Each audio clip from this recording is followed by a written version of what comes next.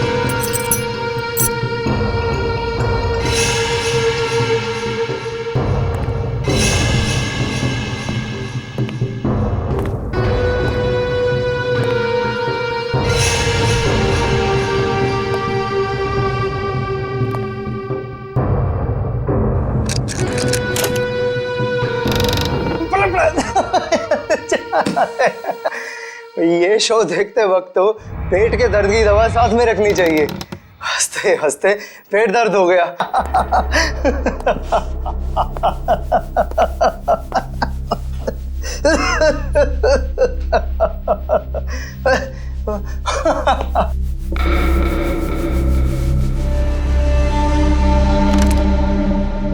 कौन है ये? प्रमोद, कौन है ये? बहुत खुशकिस्मत हो तुम। मौत से कुछ पल पहले इतनी हंसी और इतनी खुशी हर किसी को नसीब नहीं होती। कौन हो तुम? अंदर कैसे आए? मौत को अंदर आने के लिए किसी न्योते की जरूरत नहीं पड़ती है।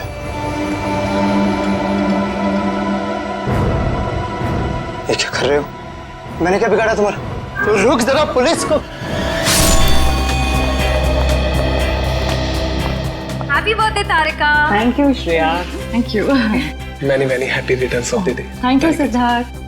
बहुत खूबसूरत फूल है। श्रेया की चॉइस है।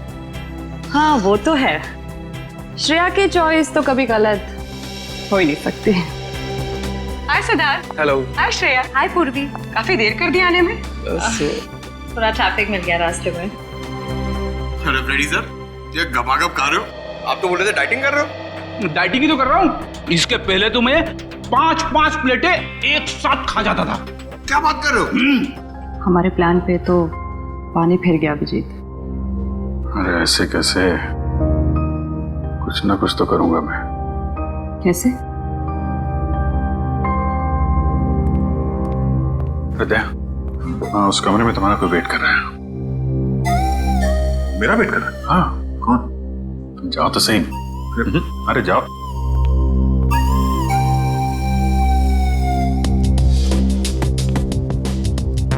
हे सिद्धार्थ, वो तुम्हें मेरी जासूसी नॉवेल्स की कलेक्शन देखनी थी ना? चलो दिखाती हूँ। चलो श्री। अरे कभी तो श्रेया को अकेले छोड़ो। ऐसी कोई बात नहीं है ना? चलो। इट्स ओके सिद्धार्थ, जाओ तो। चलो।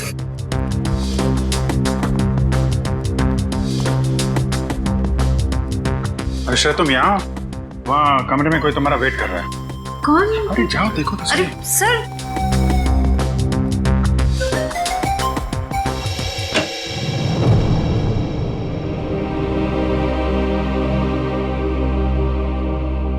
श्रेया, अच्छा किया तुम सिद्धार्थ को अपने साथ यहाँ ले आई। I am very sorry. उस दिन मैंने आपके साथ बहुत बुरा बिहेव किया था।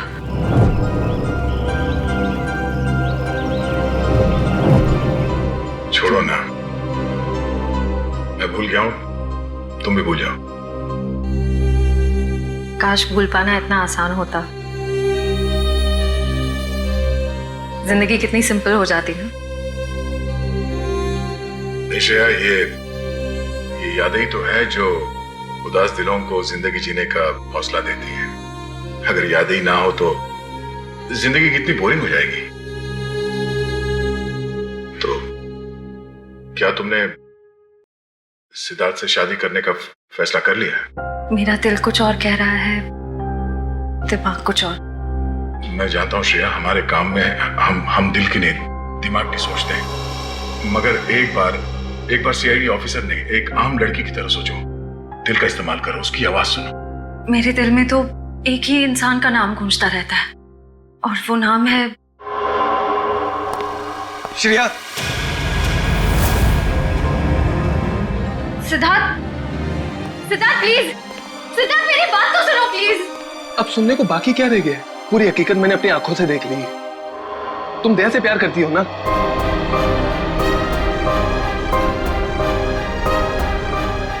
सिद्धार्थ, मैं इस बारे में तुमसे बात करने वाली थी। की क्यों नहीं? सिद्धार्थ, काम इतना होता है, मौका ही नहीं मिला मुझे। मौका नहीं मिला? I just can't believe I heard that. Siddharth please मेरी बात तो सुनो। ये इतना आसान नहीं हो के। मैं आपको मेरी जगह रखकर तो सोचो, फिर पता चलेगा मैं किस अग्नि परीक्षा से गुजर रही हूँ।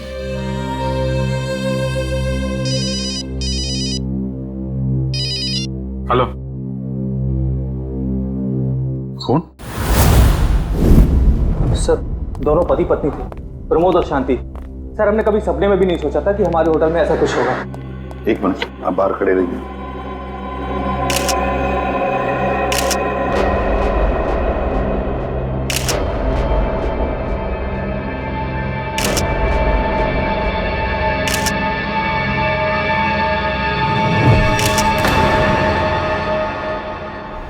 माय गॉड, दोनों की लाशें ऐसी इस अवस्था में। सर, इतने सारे केस सॉल्व किए लेकिन इस तरह का केस कभी नहीं देखा। सर, लगता है ये दोनों खूनी से विनती कर रहे थे कि वो इन्हें छोड़ दे, मगर खूनी ने जरा भी दया नहीं दिखाई। नहीं फ्रेडी, लगता है खूनी ने पहले इन दोनों को मारा और फिर यहाँ लाकर बिठा दिया, हाथ पैर बांध दिए। जिस तरह से इन दोनों को बिठाया कुर्सी में, लगता है खूनी हमसे कुछ कहना चाहता है। ये देखो, कम से कम 6-7 वार तो किए इस बेचारी पर। ऐसे इतनी बेरहमी से मारा है जैसे ये खूनी कोई सिर फिरा हो या फिर बदले की आग में ये सब किया है उसने। My God. सर, इस प्रमोद की पीठ पे भी वार किया गया है।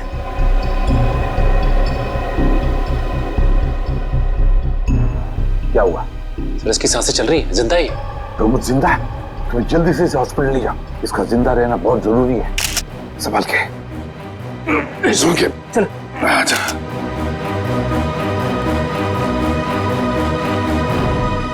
एक बात बताओ, ये खूनी अंदर आया कैसे? किसी ने देखा कैसे? नहीं सर, ये सब रात में हुआ सर, और रात के वक्त इसकी ड्यूटी रहती है सर, इससे पूछिए आप। कैसे हुआ ये सब? सर, कुछ देर के लिए मेरी आंख लग गई थी रिसेप्शन डेस्क के ऊपर। तुम्हें शर्म नहीं आती ये कहते हुए कि तुम्हारी आंख लगी थी ड्यूटी पर? Sorry sir. एक बात बताओ, ये दोनों प्रमोद और शांति कब से रह रहे तुम्हारी होटल में? सर, पिछले 6 दिनों से रह रहे थे और आगे भी 1 महीने रहने का प्लान था सर। क्यों, कुछ बताया इन्होंने? सर, प्रमोद जी की नई नौकरी लगी थी, नासिक से इस शहर में नए आए थे, उन्हें अपना घर नहीं मिला, इसीलिए होटल में रह रहे थे सर। ठीक है, जाओ। पंच, प्रमोद और शांति, इन दोनों की पूरी जानकारी चाहिए मुझे।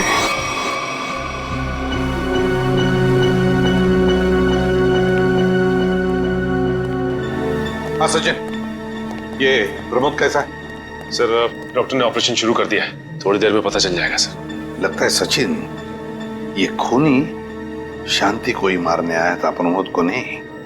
देखो ना, उसने प्रमोद पर सिर्फ एक ही वार किया और फिर देखा तक नहीं कि वो जिंदा है या मर गया।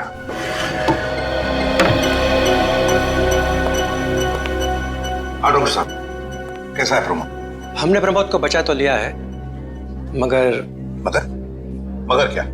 वो कोमा में चले गए हैं। कोमा में? लेकिन डॉक्टर साहब, प्रमोद को होश तो आ जाएगा ना? हम तो अपनी तरफ से पूरी कोशिश करेंगे, मगर कुछ कहा नहीं जा सकता। Thank you. कुछ भी हो, प्रमोद होश में आना ही चाहिए। खूनी को सिर्फ प्रमोद ने ही देखा है। हाँ डॉक्टर साहब, शांति की लाश से कुछ पता चला? दया, मौत की वजह तो तुम लोगों को क्राइम स्पॉट पे ही पता चल गई होगी। पेट पर चाकू के इतने सारे घाव हैं, उसी की वजह से मौत हो गई बेचारे की। हाँ, वो तो हमें पता चल गया था। उसके अलावा कुछ और? हाँ, एक खास बात। 2 महीने पहले इसका किडनी का ऑपरेशन हुआ था। ये देखो, इसमें एक फोटो है। किडनी का ऑपरेशन? वंश, पता करो शहर के किस हॉस्पिटल में शांति के किडनी का ऑपरेशन हुआ था। जैसे और सर, वो क्राइम सीन पे जो खून मिला था वो शांति और प्रमोद का ही है। खूनी ने खून करने से पहले एक एक कदम फूंक फूंक कर रखा है। हाँ, काफी प्लानिंग की है खूनी ने इस जुर्म को अंजाम देने के लिए। उसे पता था कि ये प्रमोद ऑफिस से कितने बजे वापस आता है और वो होटल के कमरे में पहुंच गया जब दोनों मौजूद थे। पर सर, अगर उसका मकसद शांति को ही मारना था तो वो तो प्रमोद के आने से पहले ही जुर्म को अंजाम देकर वहां से फरार हो सकता था। हाँ, ये बात तो है। मुझे लगता है खूनी ने प्रमोद के ऊपर सिर्फ एक ही बार वार किया, और वो इसलिए क्योंकि वो चाहता था कि वो कोमा में पहुंच जाए और जिंदा लाश बन जाए। सर, लगता है ये खूनी कोई एक्सपर्ट है जो अच्छी तरह से जानता था कि वार कहाँ पे करना है। सर, वो एक्सपर्ट नहीं, मुझे तो सरफिरा लगता है। वरना मारने के बाद इन्हें प्रार्थना की पोजीशन में क्यों बैठा था? कोई तो गहरा कारण है सबके पीछे जो इस खूनी के अतीत से जुड़ा हुआ है। क्या प्रमोद की बीवी का खून हो गया और प्रमोद कोमा में है? जी हाँ। खैर, अब ये बताइए कि पिछले कुछ दिनों से प्रमोद का स्वभाव कैसा था? क्या वो डरा डरा रहता था या कुछ और अजीब बात? नहीं, ऐसा तो कुछ नहीं था। पर हाँ सर, मैंने उनको काम में बहुत सारी गलतियां करते देखा। साफ साफ बताइए, प्रमोद किस तरह की गलतियां कर रहा था? बेसिक अकाउंटिंग की गलतियां। मुझे तो हैरानी हो रही थी कि इतने काबिल और इतने क्वालिफाइड इंसान ऐसे बच्चों वाली गलतियां कैसे कर सकता है कोई। वो तो अच्छा हुआ कि मैंने उनकी गलती देख ली, वरना पूरी अकाउंट शीट खराब हो जाती। सर, मुझे तो लगता है उन्हें काम आता ही नहीं था। ऐसा कैसे हो सकता है? वो जिस कंपनी से आए थे वो तो बहुत बड़ी कंपनी थी, और कोई भी बड़ी कंपनी किसी ऐसे आदमी को अपने यहाँ नौकरी पर क्यों रखेगी जिसे उसका काम ही नहीं आता हो? अब तो इस प्रमोद की सारी कुंडली निकालनी पड़ेगी। तो पति पत्नी प्रमोद और शांति एक नंबर के धोखेबाज थे। इनके सारे सर्टिफिकेट्स और डॉक्यूमेंट्स नकली हैं। स्कूल और कॉलेज हर जगह के। ऐसी क्या वजह हो सकती है जिस वजह से 420 करके ये उस फाइनेंस कंपनी में काम कर रहा था? ये उस प्रमोद को वहाँ काम करके क्या फायदा हो सकता है? इस सवाल का जवाब तो उसी वजह से जुड़ा है निखिल, जिसकी वजह से इस प्रमोद की हत्या की गई। पर वजह जो भी हो, उस वजह का पता तो सीआईडी निकाल ही लेगी। लेकिन सर, हो सकता है इन दोनों का नाम भी नकली हो सकता है। ऐसा भी हो सकता है कि ये दोनों असली प्रमोद और शांति हो ही ना, बल्कि कोई बहरूपिये हों जिन्होंने उन दोनों की जगह ले ली हो सकता है। एक सेकंड। हेलो, हाँ बोल रहा हूँ।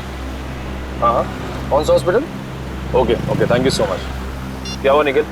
हमारा अंदाजा सही निकला। 2 महीने पहले पुणे की मोती हॉस्पिटल में इस प्रमोद की पत्नी का एक ऑपरेशन हुआ था। वहाँ प्रमोद की पत्नी का नाम शांति नहीं बल्कि विनीता लिखा हुआ है। विनीता?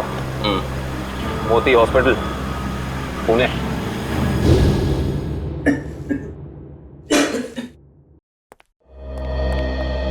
एक्सक्यूज मी, एक वक्त पे सिर्फ एक ही मरीज अंदर आएगा? हम लोग सीआईडी से। सीआईडी? मगर यहाँ मुजरिम कौन है? इसी की तलाश है हमें। एक्चुअली आपके हॉस्पिटल में 2 महीने पहले एक ऑपरेशन हुआ था, उसी के बारे में कुछ जानकारी चाहिए हमें। किसका ऑपरेशन?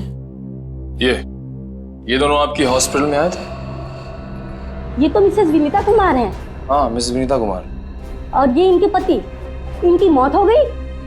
जी हाँ, विनीता कुमार का खून हो चुका है और उनके पति प्रमोद अब कोमा में है। डॉक्टर, ये बताइए कि मिसेस विनीता कुमार ने किडनी का ऑपरेशन कराया था ना? जी हाँ। हम उसके मेडिकल रिपोर्ट्स देख सकते हैं? यहाँ पे तो पति का नाम त्रिलोक कुमार लिखा है। मतलब त्रिलोक बन गया प्रमोद और विनीता बन गई शांति। इस पेपर में उनके घर का एड्रेस लिखा हुआ है। चल के पता करें, शायद कुछ पता चल जाए। नहीं निखिल, कोई फायदा नहीं होगा। इनकी पहचानों की तरह इनका एड्रेस भी नकली होगा, देखना। हाँ, हमने इन्हें ऑपरेशन के कुछ रिपोर्ट्स कोरियर की थी, मगर वो कोरियर वापस आ गए थे। डॉक्टर, ये बताइए कि इन्होंने ऑपरेशन का पेमेंट कैश में की थी या चेक से या किसी कार्ड से? इंश्योरेंस के जरिए। इंश्योरेंस?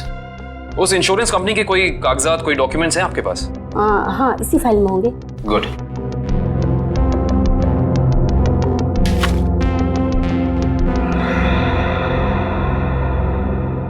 बिज हेल्थ इंश्योरेंस।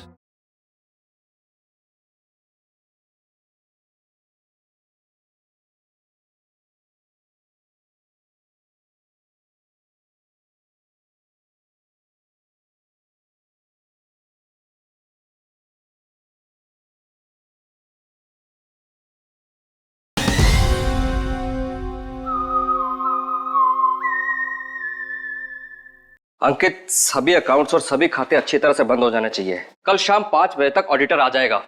हो जाएगा सर। कभी सपने में भी नहीं सोचा था कि हमारी कंपनी का अंत इतना बुरा होगा। ये किस अंत की बात कर रहे हैं आप लोग? जरा विस्तार से समझाइए। अगर आप अपने पैसे वापस लेने आए हैं तो भूल जाइए, क्योंकि जब तक अदालत अपना फैसला नहीं सुना देती तब तक हम किसी के रुपए वापस नहीं कर पाएंगे। पैसे वापस लेने नहीं, इंसाफ करने आए हैं हम लोग सीआईडी से। ओह, तो हमारी शिकायत सीआईडी वालों तक भी पहुंच गई है। शिकायत? ऐसा क्या कर दिया आपकी इस कंपनी ने? हमारी कंपनी ने नहीं, उस त्रिलोक ने आसमान की तरफ प्रगति करती हुई हमारी कंपनी के नाम को रातों रात मिट्टी में मिला दिया और हमें दिवालिया कर दिया उसने। त्रिलोक? एक सेकंड, आप इस त्रिलोक की बात तो नहीं कर रहे? हाँ हाँ, यही तो है वो। पर इसे क्या हुआ? किसी ने इसकी जान लेने की कोशिश की है, फिलहाल ये कोमा में। ये तो होना ही था, इतने लोगों को जो धोखा दिया इसने। किस धोखे की बात कर रहे हैं? हमारी कंपनी के क्लाइंट्स को झूठे सपने दिखाकर कहा कि सबके पैसे एक ही महीने में 2 गुना कर दूंगा, पर सबके पैसे बटोरकर 9 तो 11 हो गया वो। और क्लाइंट हमारी कंपनी से पैसे वापस मांग रहे हैं। बैंकक्रप्ट हो गया। इतने सालों से कंपनी की बनी बनाई इज्जत मिट्टी में मिल गई। खोए हुए पैसे और खोई हुई इज्जत तो फिर से कमाई जा सकती है, पर खोई हुई जान तो वापस नहीं आ सकती ना। क्या त्रिलोक ने किसी की जान भी ली है? हाँ, हमारी कंपनी के सीईओ अनुज जी, जो कि सदमे को बर्दाश्त नहीं कर पाए और दिल का दौरा पड़ने से उनकी मौत हो गई। कहीं ये सारा हमला अनुज जी का कोई करीबी तो नहीं कर रहा है? अनुज जी की मौत का बदला लेने के लिए? हो सकता है। अनुज जी के परिवार में कौन कौन है? उनकी पत्नी सुधा, जो कि अभी सदमे में है, और उनका बेटा विक्की। विक्की? इस विक्की का फोन नंबर दीजिए जरा। विक्की के फोन का सिग्नल यहीं आसपास बता रहा है। हो गई मैं। अच्छा, अभी भी मागाधीर रोड की तरफ मुड़ा है। मागाधीर?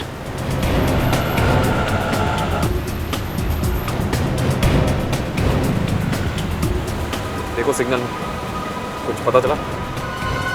एक मिनट। क्या हुआ? इस विक्की के फोन का सिग्नल यहीं आसपास बता रहा है। कहीं विक्की इस बाइक को तो नहीं? हाँ सर, हो सकता है ये विक्की है। चेक करते हैं।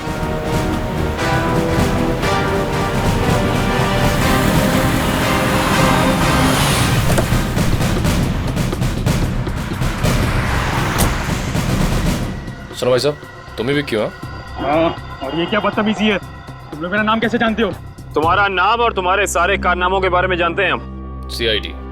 सीआईडी? इस शहर में क्या कर रहा है? हाँ? कुछ काम था, और तुम लोग मेरा पीछा क्यों कर रहे हो? बकवास बंद कर। दो खून करके भाग रहा हो, कह रहा है सीआईडी पीछा क्यों कर रही है? मैंने कोई खून नहीं किया है। अच्छा, त्रिलोक और विनीता का खून नहीं किया तुमने? What? त्रिलोक और विनीता मर चुके? ड्रामा बनकर अपना पूरा इतिहास है तेरा हमारे पास। उन दोनों ने तुमसे तुम्हारे पिता को छीना, उसका बदला लेने के लिए तुम यहाँ आए हो उनके पीछे। हाँ, मैं बदला लेने जरूर आया था, पर मैंने उनका खून नहीं किया। देख, सच बोल दे, समझा? नहीं अपनी शक्ल नहीं पहचान पाएगा। मैं सच कह रहा हूँ। मैंने किसी तरह उनके बारे में पता किया। मैं उनके होटल भी गया था, मगर जैसे मैं उनके कमरे की तरफ जा रहा था, मैंने उनके कमरे में एक आदमी को जाते हुए देखा। कौन सा आदमी था वो? उसके चेहरे को ठीक से देख नहीं पाया मैं। तुम्हें जो भी याद है, जितना भी याद है, साफ साफ बताओ। कद लगभग 6 फीट, ओवरकोट पहना हुआ था उसने, और उसके बाल लंबे थे यहाँ तक। हाँ, और उसने एलिगेटर शूज पहने हुए थे। Alligator shoes? हेलो, एक और खून?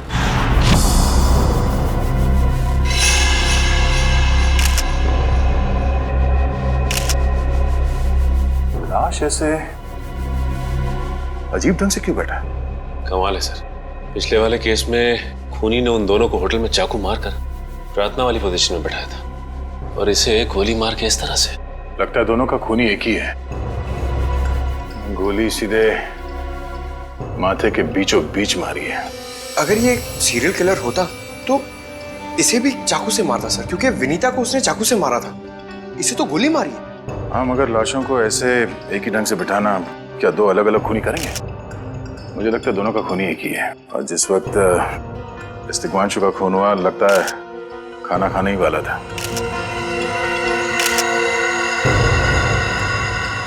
तो यहाँ पे दूसरी प्लेट भी पड़ी है, कहीं ऐसा तो नहीं कि ये तिग्मांशु की बीवी के लिए थी? मैम सब तो एक हफ्ते के लिए गाँव गई हुई है, एक हफ्ते के बाद लौटेगी। तो क्या घर में कोई और आदमी था जिसके लिए तिग्मांशु ने एक और प्लेट में खाना डाला? नहीं साहब।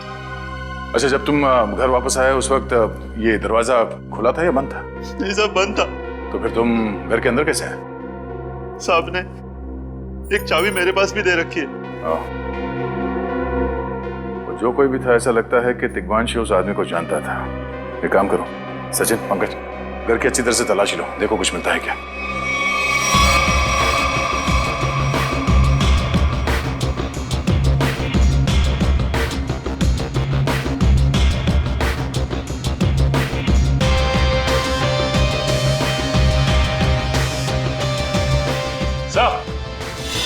हाँ सचिन,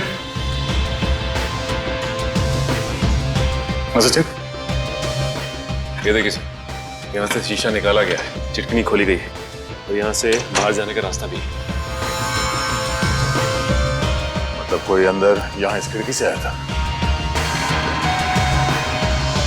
सर, लेकिन इस घर में तो सेफ्टी अलार्म भी है सर। अगर यहाँ से कोई अंदर आया है तो सेफ्टी अलार्म बजना चाहिए था और सिक्योरिटी गार्ड को भी अंदर आना चाहिए था।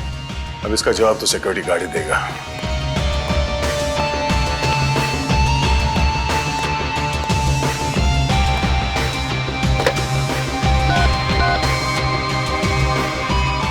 Hello security. अच्छा, आज दोपहर को तिग्मांशु जी के घर से अलार्म बजा था? बजा था। तो फिर आप चेक करने के लिए उनके घर पे क्यों नहीं आए? ओ आई सी, पिछले हफ्ते भी? ठीक है, थैंक यू। क्या बोला सर ये सिक्योरिटी वाला? सिक्योरिटी का कहना है कि अलार्म बजा था और उन लोगों ने घर में फोन भी किया, तो तिग्मांशु जी ने कहा कि गलती से अलार्म बज गया, इसलिए वो लोग ऊपर नहीं आए। सर, हो सकता है तिग्मांशु ने मजबूरी में कहा हो, खूनी ने उसके सर पे गन तान दी हो। कुछ कह नहीं सकते। बात करते वक्त अगर थोड़ी सी भी टेंशन हो आवाज में तो ये सिक्योरिटी वाले तुरंत भाप लेते हैं। दरअसल पिछले हफ्ते भी तिग्मांशु के घर से अलार्म बजा था और जब सिक्योरिटी वालों ने फोन किया था तो तिग्मांशु ने यही कहा था कि गलती से बच गया। सर, ये खूनी काफी चालाक लगता है, खेल खेल रहा है। देखते हैं, जरा देखो इस घर में कुछ और मिलता है क्या। खूनी ने कोई ना कोई सुराग जरूर छोड़ा होगा, चेक करो।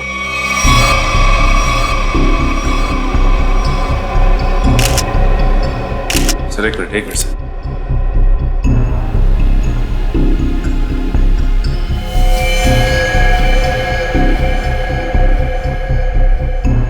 ये देखिए सर, खून। ये खून यहाँ कैसे? कहीं खूनी का तो नहीं है खून? ये तो डॉक्टर सालों के ही बताएंगे। वो खून किसका है ये अभी पता चल जाएगा। तारिक आती होगी रिपोर्ट लेकर के। डॉक्टर साहब, इस तिग्मांशु के बारे में कुछ और पता चला? हाँ। वो कैसे? इसे गोली मारने से पहले बेहोश किया गया था। क्या? इसे बेहोश किया था? इसके खून में मुझे एक खास किस्म की दवाई के अंश मिले जो अक्सर इंसान को बेहोश करने के लिए दी जाती है, और वो दवाई से इंजेक्शन के जरिए दी गई थी। ये देखो। सर, बहुत ही अजीब बात है। अगर खूनी इसे मारना चाहता था तो सीधा गोली मारकर इसका काम तमाम कर सकता था, फिर ये जहर की दवाई क्यों दी होगी? और सर एक और बात पता चली, तिग्मांशु जिस हालात में हमें मरा हुआ मिला था वो एंशिएंट कल्चर के हिसाब से प्रार्थना करने की पोजीशन, खाना खाने से पहले। तो फिर तो शांति और तिग्मांशु दोनों का खूनी एक ही आदमी है। ये खूनी के लिए ये हत्याएं जुर्म नहीं, एक जश्न है। इसलिए उसने टेबल पे ये प्लेटें सजाई, उसमें खाना रखा, एक अपने लिए और एक तिग्मांशु के लिए। और सर, तिग्मांशु को प्रार्थना की पोजीशन में बैठा के उसने गोली मार दी। सर, मैंने कहा था ना, ये खूनी एकदम सरफिरा है सर। हाँ सर, लगता है ये खूनी अपने आप को बहुत शक्तिशाली महसूस करता है। जिस वक्त इन सब की गर्दनें झुकी होती हैं उसके सामने, उसे आनंद आता है। नहीं सचिन, खूनी का मकसद लोगों को अपने सामने झुकाना नहीं, बल्कि अपने लिए प्रार्थना करवाना था। क्या मतलब? ये रही उस खून की रिपोर्ट। ये खून ना ही तिग्मांशु का है और ना ही उसके घर वालों का। ये खून उस खूनी का ही है। खूनी का? मगर वहां तो हाथापाई के कोई निशान नहीं मिले, और उस जगह को देख के ऐसा लगा भी नहीं कि तिग्मांशु ने सेल्फ डिफेंस में खूनी के ऊपर हमला किया होगा। वो इसलिए दया क्योंकि ये खून खूनी ने अपने मुंह से थूका था। हमें इसके खून में से इसके सलाइवा के कुछ अंश भी मिले। उसकी तबीयत खराब है क्या? हाँ, वो बीमार है। उसके खून में एथिमोलाइसिन नाम की दवाई का अंश मिले और उसका कीमोथेरेपी हुआ था। इसका मतलब उसे कैंसर है, ब्रेन का कैंसर, लास्ट स्टेज का ब्रेन कैंसर। इसीलिए वो लोगों से अपने लिए प्रार्थना करवा रहा है ताकि उसकी बीमारी ठीक हो जाए। हमारे क्रिमिनल डेटाबेस में चेक करो, पता करो ये कोई पुराना पापी तो नहीं है। नहीं सर, उस खूनी का हमारे क्रिमिनल डेटाबेस में कोई रिकॉर्ड नहीं है। कोई इतिहास नहीं है? नहीं सर। सर, तिग्मांशु की पूरी कुंडली निकाल के लाओ सर। प्रमोद की तरह इसकी पहचान भी नकली है। What? हाँ सर, ये देखिए, उसका असली नाम राकेश है, और जिस तरह प्रमोद को चासू बीसी की आदत थी, ठीक उसी तरह राकेश भी भोली भाली लड़कियों को फंसाता था शादी के झांसे में। कई लड़कियों ने आत्महत्या की है इस तिग्मांशु और राकेश के चक्कर में। हाँ सर, शादी के बाद उनके पैसे लेके ये गायब हो जाता। सर, इसका मतलब खूनी ने 2 ऐसे लोगों को मारा जो पहले से मुजरिम थे। शायद उसने सोचा होगा कि मरने से पहले कुछ अच्छे कर्म कर लूं। नहीं श्रेया, जरूर कोई रिश्ता रहा होगा उसका इन दोनों अपराधियों के साथ। पता करो इन दोनों अपराधियों का केस किस पुलिस स्टेशन में फाइल किया गया था? सर, ब्रेन कैंसर के जितने भी पेशेंट्स हैं शहर में, उन सबकी लिस्ट मिल गई है सर। कुल मिला के ऐसे 50 पेशेंट्स हैं, जिसमें से 10 पेशेंट्स ऐसे हैं जो कैंसर की लास्ट स्टेज पे हैं। उनमें से 4 औरतें हैं, बचे 6। हाँ सर, और इन 6 में से 4 ऐसे हैं जो 70 साल से ऊपर के बुजुर्ग हैं। अब बचे 2, ये उदय और भानु। तुम इन दोनों से मिले? हाँ सर, ये उदय 6 महीने से हॉस्पिटल में है। और भानु? भानु सर 1 महीने से हैदराबाद में। ये कैसे हो सकता है सचिन? अगर वो मुजरिम इसी शहर में है तो कहीं ना उसका इलाज चल रहा होगा ना कहीं से वो दवाई खरीदता होगा। मांझी सर, इस शहर में जितने भी केमिस्ट है जहाँ पे ब्रेन कैंसर की दवाइयाँ बेची जाती है, उन सब की लिस्ट चाहिए मुझे। सब पता चल गया। त्रिलोक और राकेश दोनों के खिलाफ एक ही थाने में केसेस दर्ज किए गए थे, जगतपुरी थाने। इस केस का पूरा इतिहास जगतपुरी थाने से ही पता चलेगा। Excuse me. यस। आपकी दुकान पे ब्रेन कैंसर की दवाइयाँ बेची जाती हैं? जी हाँ, हमारी दुकान उन चुनिंदा दुकानों में से है जहाँ ये दवाई आपको मिलेगी। वैसे ये दवाइयाँ बहुत कम लोग खरीदते होंगे नहीं? जी, बहुत महंगी है एक्चुअली। अच्छा, जो लोग ये दवाइयाँ खरीदते हैं उनकी लिस्ट मिल सकती है हमें?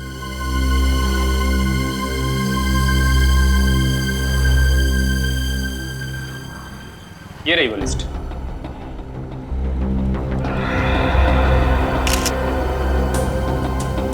तपन, उदय और नितिन, ये तीनों लोग तो उस मरीज की लिस्ट में थे। अच्छा, आपको पूरा यकीन है कि इनके अलावा और कोई नहीं आता ये दवाई लेने के लिए? जी नहीं, लेकिन हो सकता है कोई गैर कानूनी तरीके से ये दवाई खरीद रहा हो। ये दवाइयाँ काफ़ी महंगी है ना, आम आदमी इसका खर्चा नहीं उठा सकता। अच्छा, आप किसी ऐसे आदमी को जानते हैं जो ये गैर कानूनी काम करता है? एक आदमी है, आंद्रे नाम है उसका। प्यार से लोग उसे एंडी कहते हैं। ये जो ज्वाला रोड पे पब्लिक पार्क है ना, अक्सर वहीं मिलता है।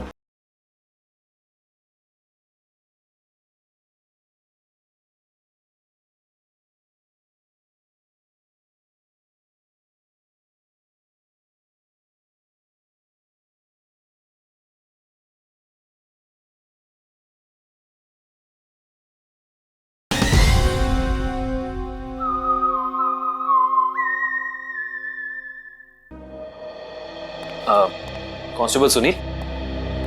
Yes sir. आप सीआईडी से ही हैं ना?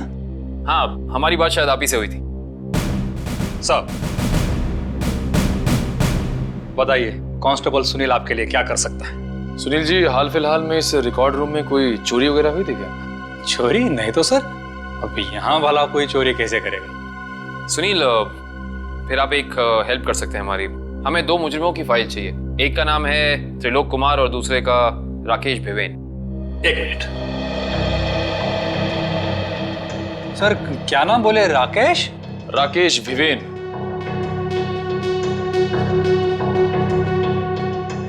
कमाल है, इसकी फाइल तो है नहीं यहाँ। अच्छा, वो दूसरा नाम क्या बोले? त्रिलोक? त्रिलोक कुमार। इसकी भी नहीं है? दोनों की फाइल्स नहीं। हाँ सर, लेकिन यहाँ पर चोरी की तो कोई घटना नहीं घटी। पता नहीं फाइलें गायब कैसे हो गई। सुनील, यहाँ याद करने की कोशिश करो, हाल ही में कोई दुर्घटना घटी थी क्या? पिछले महीने ऑफिस एरिया में आग लग गई थी, तो अच्छा हुआ फायर ब्रिगेड वाले जल्दी आ गए और हमारे रिकॉर्ड्स नष्ट नहीं हुए। जरूर ये आग भी जानबूझकर लगाई गई थी। आग लगने की वजह क्या थी? वो बताया गया कि मेन स्विच बोर्ड के अंदर शॉर्ट सर्किट हुआ था। कोई इलेक्ट्रिशियन भी आया था काम करने के लिए। जरूर वहीं छेड़छाड़ की गई है।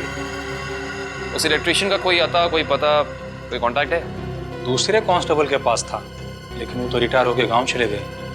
हाँ, कोई बात नहीं। सुनील, एक काम करिए, आप चेक करके बताइए कि और किन किन मुजरिमों की फाइल्स यहाँ से गायब हुई हैं।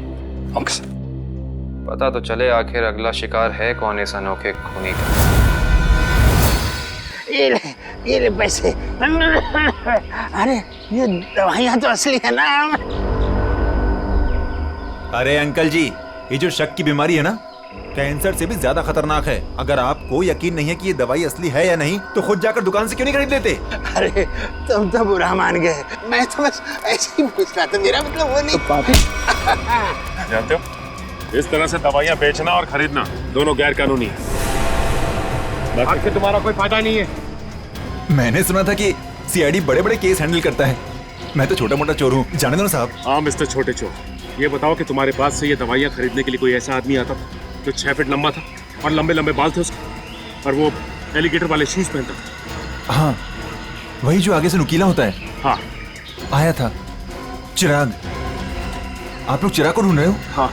कहाँ मिलेगा ये चिराग? चिराग? लगता है चिराग घर पर नहीं है। कमरे अच्छी तरह से चेक करो, देखो कुछ मिलता है क्या। पंकज, कंप्यूटर चेक करो।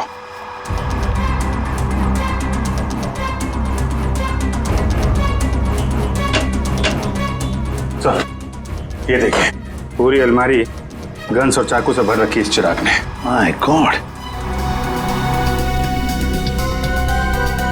सर, हाँ, अंदर के कमरे में से ये खून से भरे हुए कपड़े मिले।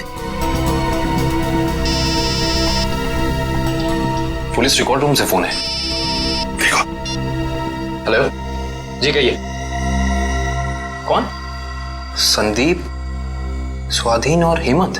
ओके, ठीक है। कौन है ना? सर, त्रिलोक और तिग्मांशु की तरह इन तीनों की फाइल भी चोरी हुई है पुलिस रिकॉर्ड रूम से। मतलब अभिजीत, अब ये चिराग इन तीनों में से किसी एक को मारने वाला है। सर एक सेकंड, ये देखिए सर, इस कंप्यूटर की फाइल में इन तीनों की फाइल है। सर, ये तीनों भाई हैं और बदमाश भी हैं, और इन्होंने 3 खून किए हुए हैं सर। सर, यहाँ पे 2 एड्रेस है, एक चीकूवाड़ी और एक चारकोप। चिकूवाड़ी। एक काम करते हैं अभिजीत, हम दोनों चिकूवाड़ी चलते हैं और तुम लोग तीनों भी चारकोप चले जाओ। Yes sir. हाँ सर। चलो अभिजीत।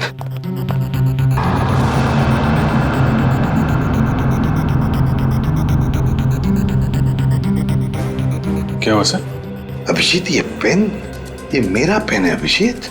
आपका पेन? यहाँ पे कैसे सर? ये पेन मैंने जग्गा को दिया था। जग्गा को। जग्गा सर? वो आपका खबरी? हाँ अभिजीत, मेरा खबरी।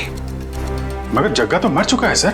हाँ अभिजीत, तो मर चुका है, लेकिन जिस खून में तलाशी करने में मदद की थी जग्गा ने हमारी, उस वक्त वो खून भी इसी तरह हो रहे जैसे आज हो रहे हैं। खून करने के बाद लोगों को प्रार्थना की पोजीशन में रखा जाता है।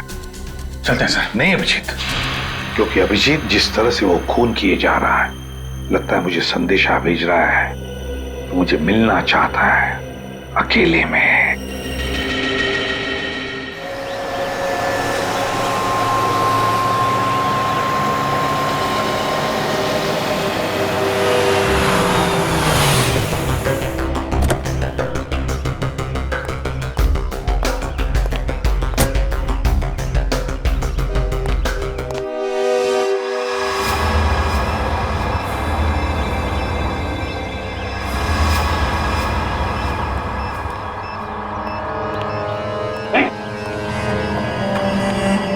प्लीज हमें बचा लीजिए, किसी तरह हमें मार डालेगा।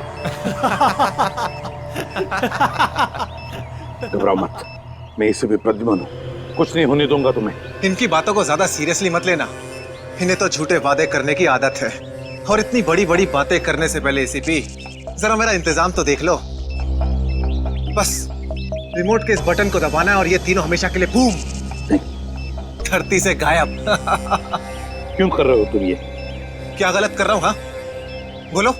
पर ये तीनों तो वैसे भी कानून से भागे हुए अपराधी है ना, तो इन्हें मारकर क्या गलत कर रहा हूँ मैं? इन्हें सजा देने का हक तुम्हारा नहीं, सिर्फ कानून का हक ही है। बस यही तो प्रॉब्लम है, जब तक तुम कानून में हो कुछ नहीं हो सकता। क्या क्या चाहते हो तुम मुझसे? पहले अपनी ये गन मुझे दो एसीपी, मुझे अपनी गन दो, वरना मैं ये रिमोट दबा दूंगा। एसीपी मैं 3 तक गिनूंगा। 1 2 3। नहीं,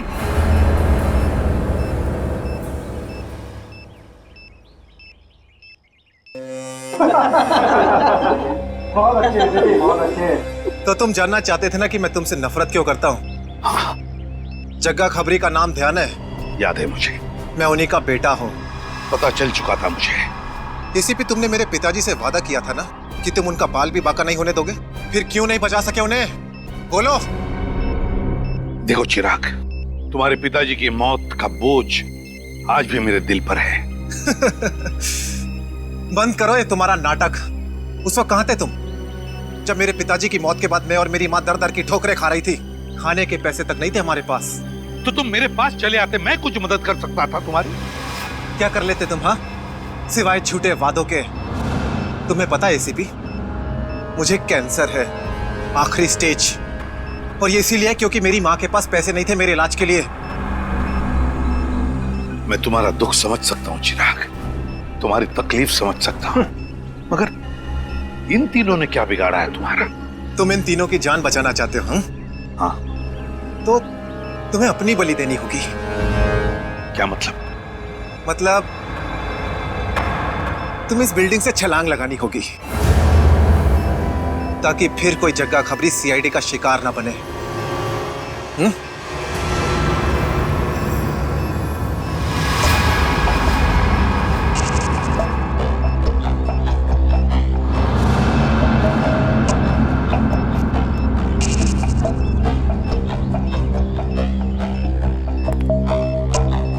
ठीक है, मंजूर है।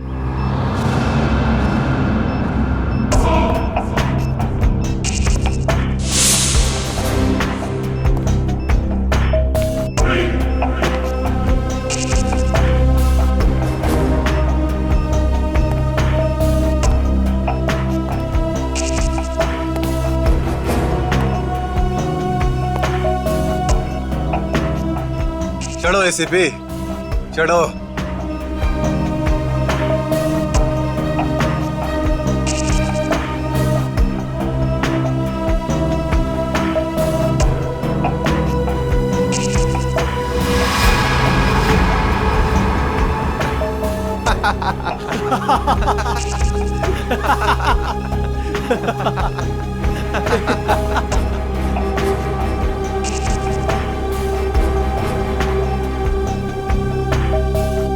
ऊपर जाकर मेरे पिताजी से माफी जरूर मांग लेना।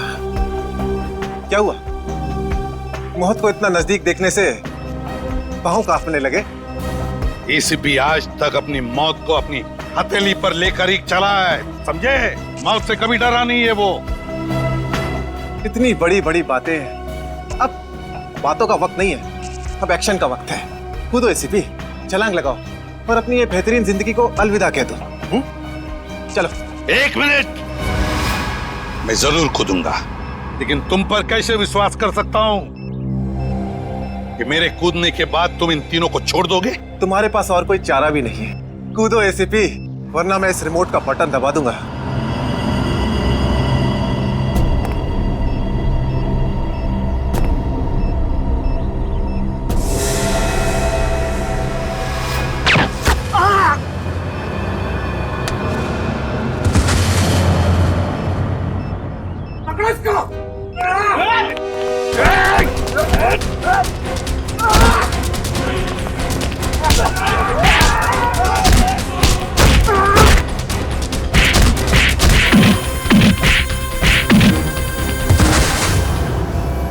बस मिस्टर चिराग, बहुत चला लिया न्याय की अदालत।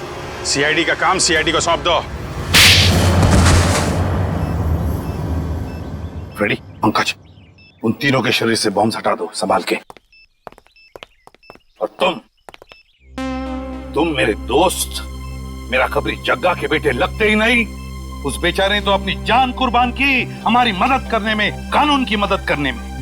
मगर तुम, लानत है तुम पर, जैसे घटिया काम करने निकले थे। दो खून किए तुमने। तुम्हें तो शायद फांसी ही होगी, फांसी।